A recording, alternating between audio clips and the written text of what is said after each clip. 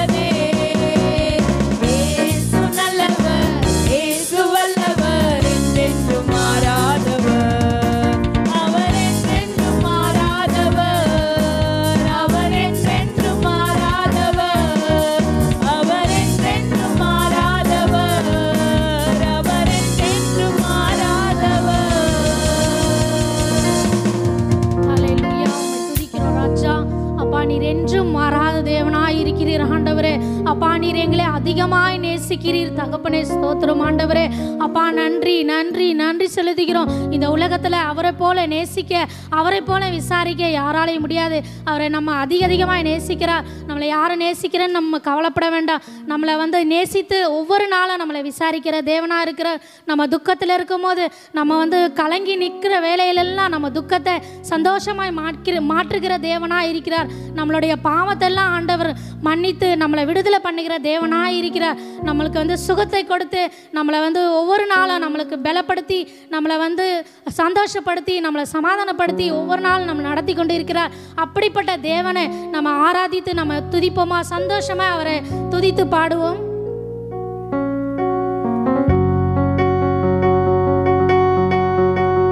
சுகமுண்டு, பலனுண்டு, ஜீவனுண்டு உம் பாதத்தில். சுகமுண்டு, பலனுண்டு, ஜீவனுண்டு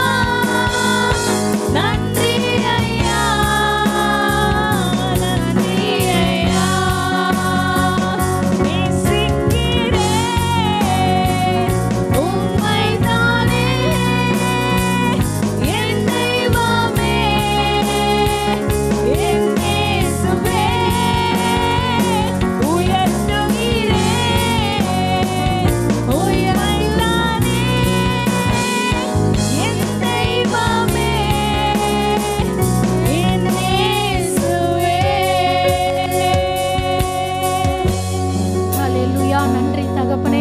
நன்றி ராஜா, ஸ்தோத்திரம் ஆண்டவரே. அப்பா, எங்கள் முழு உள்ளத்தோடு ஆண்டவரே நாங்கள் உம்மை உயர்த்துகிறோம், உம்மையே நாங்கள் ஆராதிக்கிறோம் ராஜா. அப்பா, எங்களை ஆண்டவரே அப்பா, நாங்கள் பிறந்த நாள் முதல் இந்த நாள் வரைக்கும் அருமையாக எங்களை பாதுகாத்து எங்கள் சுகம் தந்து எங்களுக்கு பலன் தந்து ஆண்டவரே எங்களை நடத்தி வந்த கிருபைக்காக உம்மை ஆராதிக்கிறோம். உமக்கு நன்றி செலுத்துகிறோம் ராஜா. நன்றி ஆண்டவரே, உண்மையே உயர்த்துகிறோம், உண்மையே நாங்கள் நேசிக்கிறோம் ராஜா. நன்றி செலுத்துகிறோம் ஆண்டவரே. நன்றி நன்றி நன்றி தகப்பனே. சுகம் பலன் ஜீவன் கொடுத்த தேவனே அப்பா, உண்மையே நாங்கள் ஸ்தோத்தரிக்கிறோம். என்றென்றும் ஆண்டவரே உண்மையை நினைத்து துதிக்கிறோம் ராஜா. நன்றி ஆண்டவரே, இம்மட்டும் எங்களை நடத்தி வந்ததற்காக நன்றி அப்பா. இந்த ஆராதனை முழுவதும் எங்களோடு கூட இருந்ததற்காக நன்றி ஆண்டவரே. நன்றியோடு ஸ்தோத்தரிக்கிறோம் ராஜா. இயேசுவின் நாமத்தில் ஜெபிக்கிறேன் ஜீவனுள்ள நல்ல பிதாவே, ஆமென். கர்த்தருக்கு ஸ்தோத்திரம். இந்த காணொலியை காண்கின்ற அனைவரையும் கர்த்தர் ஆசீர்வதிப்பாராக. அருமையான ஒரு ஆராதனை எடுக்க கர்த்தர் கிருபை செய்தார். இப்பொழுதும் கூட நாம் தேவ செய்திக்குள்ளாய் கடந்து போவோம். பரலோக பிதாவே, அன்பு தகப்பனே, அப்பா பிதாவே, எங்களோடு கூட நீர் பேசும்படியாய் தாழ்வுடன் கேட்டுக்கொள்கிறோம் நல்ல பிதாவே, ஆமேன். கர்த்தருடைய நாமம் மகிமைப்படுவதாக. நம் தேவன் ஆணும் பெண்ணுமாய் சிருஷ்டித்து கணவனும் மனைவியுமாய் இணைத்து ஒரு குடும்பமாக தேவன் ஆசீர்வதித்தார். குடும்பத்தை ஆசீர்வதிக்கும் போது ஒரு முதல் ஆசீர்வாதம் பலுகி பெருகி பூமியை நிரப்புங்கள் என்று அவர் ஆசீர்வதித்தார். குடும்பங்கள் மேலே தேவன் மிகுந்த அக்கறை உடையவராய் இருக்கிறார், கரிசனை உடையவராய் இருக்கிறார். குடும்பங்களை ஆசீர்வதிப்பது அவருக்கு ரொம்ப பிரியமாய் இருக்கிறது. இந்த நாளிலும் கூட குடும்பங்களின் மேல் கர்த்தர் அருளும் 7 முக்கியமான ஆசீர்வாதங்களை குறித்து நாம் இந்த நாளிலே தியானிக்க போகிறோம். கர்த்தருடைய நாமம் மகிமைப்படுவதாக. முதலாவது காரியம், தேவன் தமது பிரசன்னத்தை, தமது சமூகத்தை அளித்து ஆசீர்வதிக்க விரும்புகிறார். எந்த குடும்பத்தில் தேவ சமூகம் இருக்குமோ, தேவ பிரசன்னம் இருக்குமோ, அந்த வீடு ஆசீர்வாதமாய், அந்த குடும்பம் ஆசீர்வாதமாய் இருக்கும். ஆம், தேவன் ஆதாமையும் ஏவாளையும் சிருஷ்டித்து குளிர்ச்சியான வேளையிலே அவர்கள் மத்தியிலே அவர் உலாவி வந்தாராம். ஆம், நம் தேவன் குடும்பங்கள் மத்தியிலே தமது பிரசன்னத்தை வைத்திருக்க விரும்புகிறார். தேவ பிரசன்னம் நம்மோடு கூட இருக்கும் என்றால் தேவனுடைய ராஜ்யம் நமக்குள் இருக்கிறது என்ற அர்த்தமாகும். தேவனுடைய ராஜ்யம் நமக்கு வெளிச்சத்தின் ராஜ்யமாய் இருக்கிறது. ஆகையினாலே தேவன் நாம் வெளிச்சமாய் இருக்கும்படியாக, நாம் ஒளியிலே இருக்கும்படியாக, ஒளியின் பிள்ளைகளாக நாம் இருக்கும்படியாக தேவன் விரும்புகிறபடினாலும், தேவன் அவர் தம் பிள்ளைகளோடு, நாம் அவருடைய பிள்ளைகளாய் இருக்கிறோம், அவர் தம் பிரசன்னத்தை தன் பிள்ளைகளோடு வைத்திருக்க விரும்புகிறார். தூதர்கள் மத்தியிலே அவர் வாசம் செய்தாலும், இதோ துதிகள் மத்தியிலே வாசம் செய்கிறவராய் நம் மத்தியிலே அவர் பிரசன்னமாகவும் அவருடைய சமூகத்தை வைக்கவும் அவர் விரும்புகிறவராய் இருக்கிறார். கர்த்தர் நம்மோடு கூட இருக்கும் பொழுது நாம் நிச்சயமாய் பரிசுத்தமுள்ளவர்களாய் நாம் வாழ்வோம், உண்மை உள்ளவர்களாய் நாம் ஜீவிப்போம். கர்த்தருடைய பிரசன்னம் நம்மோடு கூட இருக்கும் என்று சொன்னால் நிச்சயமாய் அவர் நம்மை ஒவ்வொரு காரியங்களிலும் நம்மை உற்சாகப்படுத்தி நடத்துகிறவராய் இருக்கிறார். இந்த உலகத்திலே அநேக பிரச்சனைகள் உண்டு, அநேக போராட்டங்கள் உண்டு, அநேக காரியங்கள் நாம் சந்திக்க வேண்டியதாக இருக்கிறது. ஆனால் தேவனுடைய சமூகம் நம்மோடு கூட இருக்கும் என்றால் நம்மை உற்சாகப்படுத்தி, நம்மை பலப்படுத்தி, நம்மை திடப்படுத்தி, நமக்கு ஆலோசனைகளை கொடுத்து நம்மை வழி நடத்துகிறவராக இருக்கிறார். அனுதினமும் அவர் நம்மோடு கூட பேசி நாம் நம்முடைய வாழ்க்கையில் எப்படி ஜீவிக்க வேண்டும் என்று சொல்லி அறிவுறுத்தி நம்மை வழி நடத்துகிறவர். அவருடைய பிரசன்னத்தை நாம் காத்து கொள்ள வேண்டும். தேவனுடைய பிரசன்னத்தை நாம் தேட வேண்டும். கர்த்தரை தேடுகிறவர்களுக்கு ஒரு நன்மையும் குறைவுபடுவதில்லை என்று வேதம் சொல்லுகிறது. தேவ பிரசன்னம் நம் மத்தியில் இருக்கும் என்று சொன்னால் அவருடைய பிரசனத்தினாலே மலைகள் எல்லாம் மெழுகு போல் உருகி போகும் என்று சங்கீதக்காரன் பாடுகிறான். ஆம், அவருடைய பிரசனத்திலே மலை போன்ற பிரச்சனைகள் எல்லாம் மெழுகு போல உருகி போகுமாம். குடும்பம் என்று சொன்னாலே பல பிரச்சனைகள் வரதான் செய்யும். ஆனாலும் தேவனுடைய பிரசனம் நம்மோடு கூட இருப்பேன் என்றால் நிச்சயமாய் அந்த குடும்பம் ஆசீர்வதிக்கப்பட்ட ஒரு குடும்பமாய் இருக்கும். நம்முடைய குடும்பத்திலே இயேசு இருக்கிறாரா, அவருடைய பிரசனம் இருக்கிறதா என்று அனுதினமும் நம்மை சோதித்து அவருடைய பிரசனத்தை நம் குடும்பத்திலே நாம் காத்துக்கொள்வது ரொம்ப முக்கியம். அவர் நமக்கு வாக்கு பண்ணியிருக்கிறார், நான் உன்னை விட்டு விலகுவதுமில்லை, உன்னை கைவிடுவதுமில்லை என்று எபிரேயர் 13:5 நாம் வாசிக்கிறோம். ஆம், நம் தேவன் நம்மோடு கூட இருப்பார், நம்மை விட்டு விலகவும் மாட்டார், அவர் கைவிடவும் மாட்டார். அதுதான் அவருடைய பிரியமும் அவருடைய சித்தமுமாய் இருக்கிறது. ஆகையினால்தான் நாம் வாசிக்கிறோம், இயேசு இந்த பூமியில் இருந்தபோது அவர் வாக்குத்தத்தம் பண்ணினார், உலகம் முடிபந்தம் சகல நாட்களிலும் நான் உங்களோடு கூட இருப்பேன் என்று சொல்லி வாக்கு பண்ணின தேவன் நம்மோடு கூட உலகம் முடிபந்தம் நம்மோடு கூட இருப்பேன் என்று சொல்லியிருக்கிறார். ஆகையினாலே இந்த பூமியிலே நாம் அனாதைகள் அல்ல, நமக்கென்று ஒரு தேவன் உண்டு, நமக்கென்று ஒரு கர்த்தர் இருக்கிறார். அவரே சர்வத்தையும் சகலத்தையும் சிருஷ்டித்தவர், அவர் இரக்கமுள்ளவர், அவர் மனதிற்கும் உள்ளவர், அவர் அன்புள்ளவர், நம்மீது அக்கறை உடையவர். ஹல்லேலூயா, நம்மீது கரிசனை உடையவராய் இருக்கிறார். அவர் உங்களை விசாரிக்கிறவரானபடியினாலே உங்கள் கவலைகள் எல்லாம் அவர் மேல் வைத்து விடுங்கள் என்று நாம் வேதத்திலே வாசிக்கிறோம். நம்முடைய கவலைகள் எல்லாம் அவர் மீது வைத்து விடுவோம். கர்த்தர் மேல் பாரத்தை வைத்து விடு, அவர் உன்னை ஆதரிப்பார். தேவனுடைய பிரசன்னம் நம் மத்தியில் இருக்கும் என்று சொன்னால் அவரிடத்திலே நம்முடைய பாரங்களை எல்லாம் கொடுத்து விட்டு நாம் இளைப்பாறுதலுக்குள் பிரவேசிக்க முடியும், நாம் சமாதானத்துக்குள் சந்தோஷமாய் ஜீவிக்க முடியும். அல்லேலூயா, கர்த்தருடைய நாமம் மகிமைப்படுவதாக. அதே போல் கர்த்தர் நமக்கு அளிக்கிற இன்னொரு ஆசீர்வாதம், 2வது ஆசீர்வாதம் என்ன தெரியுங்களா?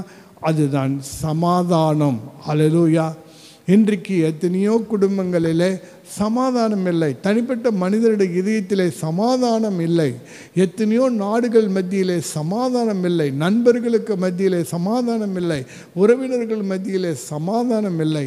சமாதானம் இல்லாத இன்றைய நாளிலே ஜீவித்து கொண்டிருக்கிறார்கள், குறைகளோடு கூட ஜீவித்து கொண்டிருக்கிறார்கள், பாரத்தோடு கூட துக்கத்தோடு கூட வேதனையோடு கூட ஜீவித்து கொண்டிருக்கிறார்கள். ஆனால் தேவன் நமக்கு குடும்பங்களுக்கு சமாதானத்தை அருள அவர் விரும்புகிறார். சமாதானம் இருக்கும் இடத்துல சந்தோஷம் இருக்கும், மகிழ்ச்சி இருக்கும், நிறைவான ஒரு வாழ்க்கை இருக்கும். அல்லேலூயா. ஆகையினாலே ஆண்டவர் தம்முடைய சீஷர்களை அவர் நற்செய்தியை அறிவிக்க அவர் அனுப்பும்போது அவர் சொல்லியது, அதாவது நீங்கள் ஒரு வீட்டுக்குள் பிரவேசிக்கும் போது இந்த வீட்டுக்கு சமாதானம் உண்டாவதாக என்று வாழ்த்துங்கள் என்று சொல்லி. ஆம், நம்முடைய தேவனுடைய பிரியமும் சித்தமும் என்னென்றால் ஆண்டவர் குடும்பங்களிலே சமாதானம் இருக்க வேண்டும் என்று விரும்புகிறார். உங்கள் குடும்பங்களிலே கணவன், மனைவி, பெற்றோர், பிள்ளைகள் அனைவரும் சமாதானத்துடன் ஜீவிக்க வேண்டும். ஆம், தேவன் விரும்புவது அதுதான். ஆரோக்கியம் இருந்தால் சமாதானமாக இருக்கும், அன்பு இருந்தால் சமாதானமாக இருக்க முடியும். உங்கள் குடும்பங்களில் ஒற்றுமை இருந்தால் சமாதானமாக இருக்க முடியும், ஒரு மனம் இருந்தால் சமாதானமாக இருக்க முடியும். ஆம், உங்கள் வாழ்க்கையிலே பிரச்சனைகள் ஜெயம் நீங்கி ஜெயமுள்ள ஒரு வாழ்க்கையை வாழ்வீர்கள் என்றால் உங்களுக்குள் சமாதானம் இருக்கும். ஆம், உங்களுடைய நட்பு உண்மையாக இருக்கும் என்றால் அங்கே சமாதானம் இருக்கும். உங்கள் வாழ்க்கையில் ஏமாற்றம் இல்லாத இருந்தால் அங்கே சமாதானம் இருக்கும். சமாதான காரணர், அவருடைய பிரசனம், சமாதான பிரபு, சமாதான தேவன், சமாதான ராஜா, சமாதான கர்த்தர் அவர் உங்கள் வாழ்க்கையில் இருப்பார் என்றால் நிச்சயமாய் உங்கள் குடும்பங்களிலே சமாதானம் இருக்கும். அல்லேலூயா. சமாதானம் இருக்க வேண்டும் என்றால் அன்பு இருக்க வேண்டும். அன்பு இருக்கும் இடத்தில் தான் சமாதானம் இருக்கும். நம் தேவன் அன்பாகவே இருக்கிறார் என்று வேதம் சொல்லுகிறது. ஆம், அவர் அன்புள்ளவர், அவர் அன்பிலே மாறாதவர், நம்மை நேசிக்கிறவர் தேவன். அவர் நமக்காக அவர் ஜீவனையே கொடுத்த இயேசு கிறிஸ்து அல்லவா? நமக்காகவே நம்மை நேசித்தபடியினாலே அவர் இந்த பூமிக்கு வந்தார் அல்லவா. பிதாவான தம் குமாரனே நமக்கு தந்து நம் மீது நேசத்தை வெளிப்படுத்தினார் அல்லவா. அவருடைய அன்பு மாறாதது. அன்பு இருக்கும் இடத்திலே சமாதானம் இருக்கும். குடும்பங்களிலே அன்பு இருக்க வேண்டும். கணவன் மனைவிக்கு மத்தியில் அன்பு, பெற்றோர் பிள்ளைகளுக்குள்ள மத்தியிலே அன்பு இருக்கும் என்று சொன்னால், அன்பு என்று சொன்னால் தேவன்தான். God is love. ஹல்லேலூயா. தேவன் அன்பாகவே இருக்கிறார். அவருடைய பிரசனம் உங்கள் வாழ்க்கையில் இருந்தால் நிச்சயமாக நீங்கள் கணவன் மனைவி ஒருவருக்கொருவர் அன்பு கூறுகிறவர்களாய், பெற்றோர் பிள்ளைகள் மத்தியில் அன்புள்ளவர்களாக நீங்கள் ஜீவிப்பீர்கள். ஆகினாலே சமாதானம் என்பது ரொம்ப ரொம்ப முக்கியமானது. சமாதானம் இல்லாத வீட்டில் என்ன இருக்கும்? இருள் சூழ்ந்திருக்கும். சமாதானம் இல்லாத வீட்டில் என்ன இருக்கும்? பிசாசு கிரியை செய்து கொண்டிருப்பான். சமாதானம் இல்லாத வீட்டில் சண்டைகள் இருக்கும், பிரச்சனைகள் இருக்கும். ஆனால் நம் தேவனோ நமக்கு கொடுக்க விரும்புகிற ஆசீர்வாதம் என்ன தெரியுங்களா? சமாதானம். அல்லேலூயா. இயேசு உயிர்த்தெழுந்த பிறகு கூட உங்களுக்கு சமாதானம் என்று சொல்லி தான் அவர் வாழ்த்தினார். ஆம், நாம் சமாதானத்துடன் ஜீவிக்க வேண்டும். நாம் ஆரோக்கியமாக சுகமாக இருப்போம் என்று சொன்னால் நிச்சயமாக சமாதானம் இருக்கும். அல்லேலூயா. நம்முடைய பிள்ளைகள் உண்மை உள்ளவர்களாக கீழ்ப்படுகிறவர்களாக இருந்தால் நம் சமாதானமாக இருக்கும். கணவன் மனைவி ஒற்றுமையாக இருந்தால் அங்கே சமாதானம் இருக்கும். இவைகள் எல்லாம் நம் தேவன் தருகிறவராய் இருக்கிறார். அல்லேலூயா. ஆகினால்தான் அவர் சமாதானத்துக்கு அவர்தான் காரணராய் இருக்கிறார். சமாதானத்தின் ராஜா. அந்த சமாதானத்துக்கே அவர்தான் ஆளுகை செய்கிறவராய் இருக்கிறார். அவர் சமாதான பிரபு. அவர் சமாதானத்தை கொடுக்கிறவராய் இருக்கிறார். அவர் சமாதானத்தின் தேவன். உங்களுக்கு சமாதானத்தை தர விரும்புகிறார். ஆகினாலே 2வது ஆசீர்வாதம், உங்கள் குடும்பங்களிலே இது சமாதானம் இருக்க வேண்டும் என்று அவர் விரும்புகிறார். அப்படியாகவே தேவன் நம்மை ஆசீர்வதிக்கிறார். 3வது காரியம், ஆண்டவர் நமக்கு கொடுக்க விரும்புகிறது என்ன தெரியுங்களா? செழிப்பு, ப்ராஸ்பரிட்டி. அபரிமிதமாய் நம்மை ஆசீர்வதிக்க விரும்புகிறார். அல்லேலூயா. குடும்பம் என்று சொன்னால் தேவைகள் அநேகமாக இருக்கும். தேவைகளை சந்திக்கப்பட வேண்டும். உன்னுடைய கையின் பிரயாசம் ஆசீர்வதிக்கப்பட வேண்டும். நீ விதைக்கிற விதைகள் 1க்கு 100ஆய் பலன் கொடுக்க வேண்டும். உன்னுடைய வேலை தொழில் ஆசீர்வதிக்கப்பட வேண்டும். உன்னுடைய பிஸ்னஸ் ஆசீர்வதிக்கப்பட வேண்டும். உன் வருமானம் பெருக வேண்டும். நீ செழிப்பாய் வாழ வேண்டும். உனக்கு தேவையான வீடு வாசல் அனைத்தையும் தேவன் கொடுக்க விரும்புகிறார். அனைத்து ஆஸ்தியும் ஐஸ்வர்யத்தையும் தேவன் உனக்கு கொடுக்க விரும்புகிறார். தன் பிள்ளைகள் ஆசீர்வாதமாய் இருக்க வேண்டும் என்று தான் அவர் விரும்புகிறார். அவருடைய நாமம் ஐஸ்வர்ய சம்பனர் என்று அழைக்கப்படுகிறது. தேவன் தமது ஐஸ்வர்யத்தின்படியாய் நம் குறைவெல்லாம் கிறிஸ்து இயேசுக்குள்ளாய் நிறைவாக்குகிறவராய் இருக்கிறார். கிறிஸ்துவுக்குள் உன்னதங்களிலே ஆவிக்குரிய சகல ஆசீர்வாதங்களினாலும் நம்மை ஆசீர்வதிக்கிற தேவனாய் இருக்கிறார். நாம் வாசிக்கிறோம் சங்கீதம் 112:13, ஆஸ்தியும் ஐஸ்வர்யமும் அவன் வீட்டில் இருக்கும், அவனுடைய நீதி என்றென்றைக்கும் இருக்கும் என்று வாசிக்கிறோம். ஆம், நம்முடைய ஆஸ்தியும் ஐஸ்வர்யமும் நம்முடைய வீட்டில் இருக்கணும். நம்ம வீட்டில் எப்பொழுதுமே குறை இருக்கக்கூடாது. நமக்கு பற்றாக்குறை இருக்கக்கூடாது. ஐயோ, என் பிள்ளைங்களுக்கு ஃபீஸ் கட்ட முடியவில்லையே, ஐயோ நான் கடன் வாங்க வேண்டுமே, ஐயோ எனக்கு இது தேவையே, என்னுடைய வருமானம் குறைவாக இருக்கிறதே, அப்படி பற்றாக்குறையோடு கூட ஜீவிக்கிற ஒரு வாழ்க்கை ஆசீர்வாதமான குடும்ப வாழ்க்கை அல்ல. தேவன் நம்மை ஆசீர்வதிக்கிறார். நாம் அனுபவிப்பதற்கு சகல விதமான நன்மைகளையும் சம்பூர்ணமாய் கொடுக்கிற தேவன் அவர். அல்லேலூயா. நீ ஆசீர்வாதமாய் இருக்க வேண்டும் என்று விரும்புகிறார். உன் கையின் பிரயாசம் ஆசீர்வதிக்கப்பட வேண்டும். உன் மாப்பிசை தொட்டி ஆசீர்வதிக்கப்பட வேண்டும். உன் மந்தை ஆசீர்வதிக்கப்பட வேண்டும். உன் பிள்ளைகள் ஆசீர்வதிக்கப்பட வேண்டும். உன் கையின் பிரயாசம் ஆசீர்வதிக்கப்படணும். உன் வேலை ஆசீர்வதிக்கப்படணும். நீ சகல காரியங்களும் செய்கிற ஒவ்வொன்றிலும் தேவன் உன்னை ஆசீர்வதிக்க விரும்புகிறார். அல்லேலூயா. இன்னைக்கு ஐஸ்வர்யம் இல்லாமல் நாம் ஜீவிக்க முடியாது. தாவீது சொல்கிறான், ஐஸ்வர்யமும் கனமும் உம்மிடத்திலிருந்து எங்களுக்கு வருகிறது என்று சொல்லி. ஆம், தேவன் நம்மை ஆசீர்வதிக்கிற தேவனாய் இருக்கிறார். நம்மை இடம் கொள்ளாமல் போக மட்டும் நம்மை ஆசீர்வதிக்கிற தேவனாய் இருக்கிறார். நன்மையும் கிருபையும் தந்து நம்மை ஆசீர்வதிக்கிற தேவனாய் இருக்கிறார்.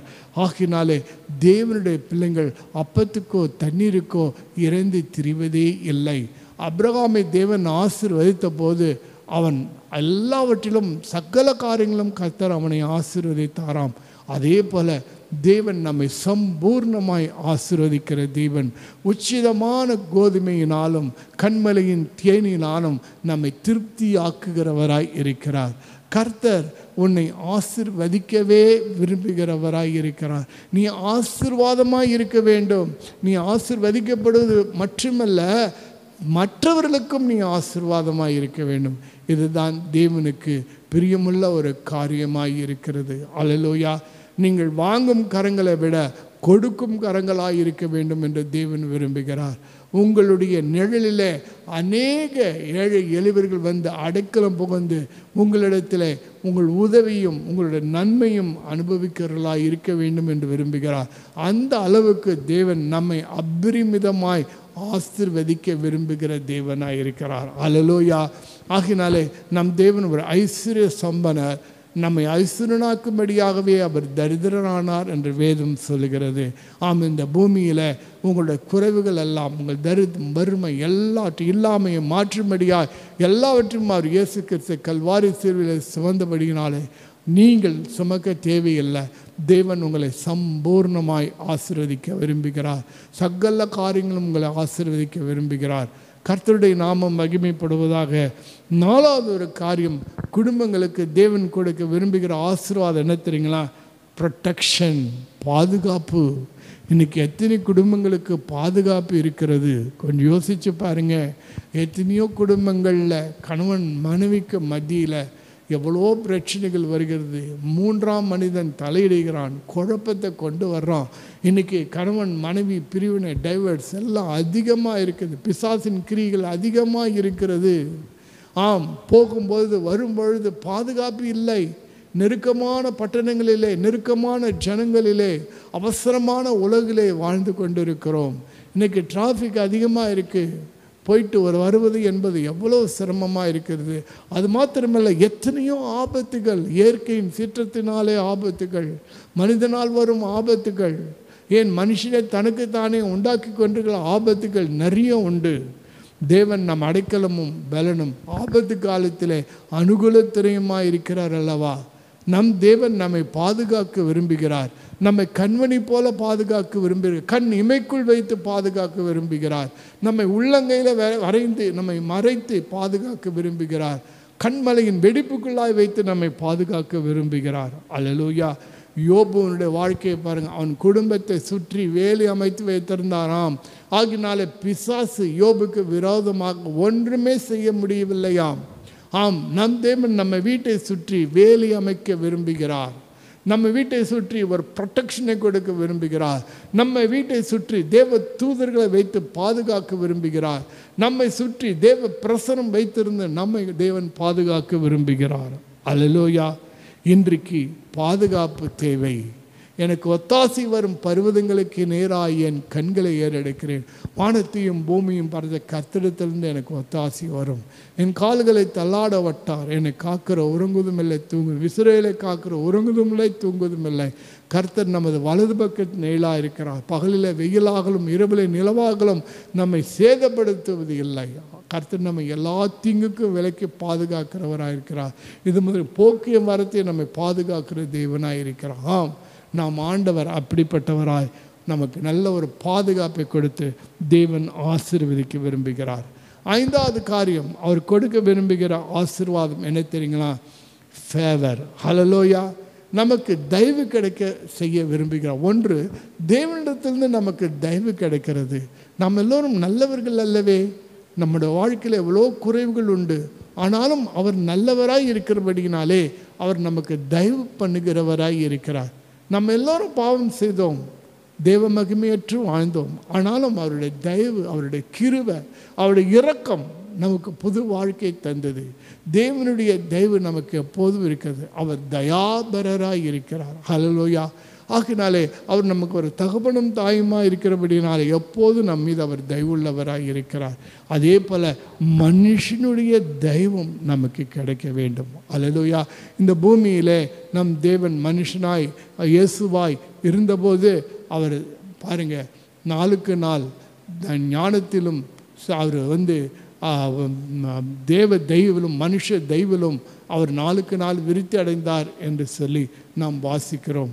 நம் ஆண்டவராய் இயேசு கிறிஸ்துவுக்கே மனுஷ தெய்வ பெற்று வாழ்ந்தார் என்று சொன்னால் இந்த பூமியில் நாம் நிச்சயமாக மனுஷ தெய்வம் நமக்கு தேவை.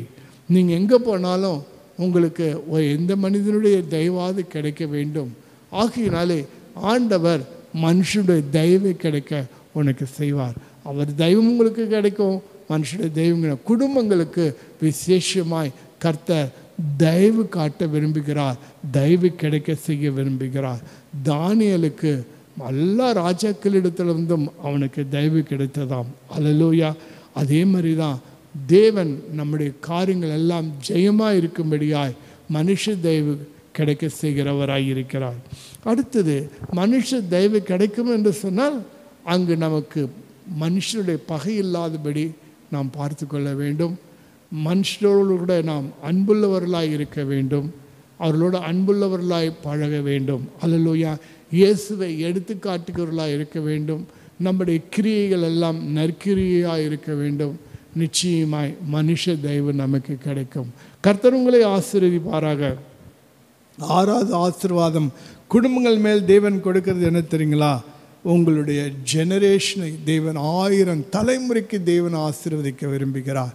உங்கள் சந்ததிகளை தேவன் ஆசீர்வதிக்க விரும்புகிறார். உன் பேரை பெருமைப்படுத்த விரும்புகிறார். அல்லேலூயா. கர்த்தருடைய நாமம் மகிமைப்படுவதாக. நீங்களும் உங்கள் பிள்ளைகளும் கர்த்தருக்கு அற்புதங்களும் அடையாளங்களுமாய் இருக்க வேண்டும் என்று விரும்புகிறார். உங்கள் பிள்ளைகளெல்லாம் ஒலிவ மர கன்றுகளைப் போல உங்களை சூழ்ந்து இருக்க வேண்டும் என்று விரும்புகிறார். தேவன் நமக்கு கர்ப்பத்தின் கனி, தேவனால் கிடைக்கிற நமக்கு பலன், பரிசு, அவருடைய ஈவு. தேவன் உங்களுக்கு சந்ததிகளை கொடுக்கிறவராய் இருக்கிறார். அல்லேலூயா. உன் சந்ததி பெருக வேண்டும், நீ பிள்ளைகளின் பிள்ளைகளை நீ காண வேண்டும். இது தேவனுக்கு பிரியமும் சித்தமாயிருக்கிறது. ஆக்கினால்தான் கர்த்தர் பக்தியுள்ள சந்ததிகளை நமக்கு தந்து ஆசீர்வதிக்க விரும்புகிறார். சந்ததிகள் நிச்சயமாக நம்ம வாழ்க்கையில் பக்தியுள்ள சந்ததிகளை நாம் வாஞ்சிக்க வேண்டும். நம்முடைய பிள்ளைகள் நம்முடைய பிள்ளைகள் இயேசுவை பின்பற்றுகிறவர்களாக, அவருடைய அடிச்சுவடியிலே நடக்கிறவர்களாக இருக்க வேண்டும். தேவ பக்தியும் ஒழுக்கம் உடையவர்களாய், உண்மை உடையவர்களாக, நற்கிரி உடையவர்களாக, நல்ல பண்பு உடையவர்களாக, நல்ல சிந்தை உடையவர்களாக இந்த சமுதாயத்திலே இருக்க வேண்டும். அப்படிப்பட்ட சந்ததிகளை தேவன் நமக்கு தந்து ஆசீர்வதிக்க வேண்டும். ஆம், அதற்காக தான் வேதத்திலே நமக்கு அந்த வாக்குத்தத்தம் கொடுக்கப்பட்டு 1000 தலைமுறைக்கு அவரை ஆசீர்வதிக்கிறவர் என்ற பெயர் அழைக்கப்படுகிறது. 1000 தலைமுறைக்கு மேலே நம்மை ஆசீர்வதிக்கிற தேவனாய் இருக்கிறார். கர்த்தருடைய நாமம் மகிமைப்படுவதாக. நீங்கள் மலட்டுத்தன்மையிலோ குழந்தை இல்லாதலையோ இருக்கிறது அவருக்கு சித்தமல்ல. நீங்கள் ஜெனரேஷன் டு ஜெனரேஷன் பெருகிக்கொண்டே இருக்க வேண்டும் என்று தான் தேவன் விரும்புகிறவராய் இருக்கிறார். அல்லேலூயா.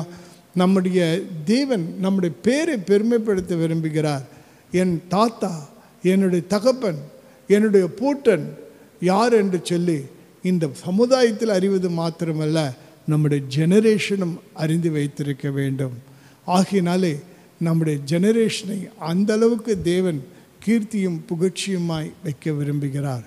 ஆம், நாம் கிறிஸ்துவின் பிள்ளைகளாய் இருந்தால் நம்முடைய பிள்ளைகளும் கிறிஸ்துவின் பிள்ளைகளாய் இருப்பார்கள். அவர்கள் கிறிஸ்துவுக்குள் நம் பிள்ளைகள் இருக்கும்போது அவருடைய பிள்ளைகள் கிறிஸ்துவுக்குள்ளாய் இருப்பார்கள். ஜெனரேஷன் டு ஜெனரேஷன் கிறிஸ்துவுக்குள் வரும் பொழுது எல்லாமே ஆசீர்வாதமாக இருக்கும். கர்த்தருடைய நாம் மகிமைப்படுவதாக. கடைசியாய் ஒரு காரியத்தை சொல்லி விரும்புகிறேன். அதுதான் தேவன் குடும்பங்கள் மேலே ஒரு திட்டம் வைத்திருக்கிறார். ஒரு பர்பஸ், ஒரு குடும்பத்துக்கு ஒரு பர்பஸ், ஒரு பிளான் வைத்திருக்கிறார். ஆண்டவர் நம் குடும்பத்தின் தலைவனாய் இருக்கிறார் என்றால், நம் குடும்பத்தை தேவன் ஆசீர்வதிக்கிறார் என்றால், கணவனும் மனைவியுமாய் இணைத்து ஆசீர்வதிக்கும் பொழுது நம்மை குறித்து ஒரு திட்டம் வைத்திருக்கிறார். ஆக்கில்லா பிஸ்கில்லா மேலே ஆண்டவர் ஒரு திட்டம் வைத்திருந்தார். அல்லேலூயா. அதே போல தான் பேதுரு அவர் மனையின் மீது தேவன் ஒரு திட்டத்தை வைத்திருந்தார். அதே மாதிரி இன்றைக்கு எத்தனையோ பேருடைய வாழ்க்கையில் ஒரு திட்டங்களை வைத்திருக்கிறார். அந்த திட்டம் நிறைவேற வேண்டும். ஒன்று ஊழியமாக இருக்கலாம், அல்லது கர்த்தர் இந்த பூமியில் உங்களை ஒரு பெரிய பிஸ்னஸ் மேனாய் உருவாக்கி உங்கள் மூலமாக பல பேருக்கு உதவி கிடைக்கும்படியாக, வேலைவாய்ப்புகள் உருவாக்கும்படியாக கிருபையுள்ளவராய் இருக்கலாம். அல்லது தேவன் தாமே நீங்கள் பல ஸ்தாபனங்களை உருவாக்கி இதோ அனாதை பிள்ளைகளுக்கு அடைக்கலம் கொடுக்கிறவர்களாக இருக்கலாம்.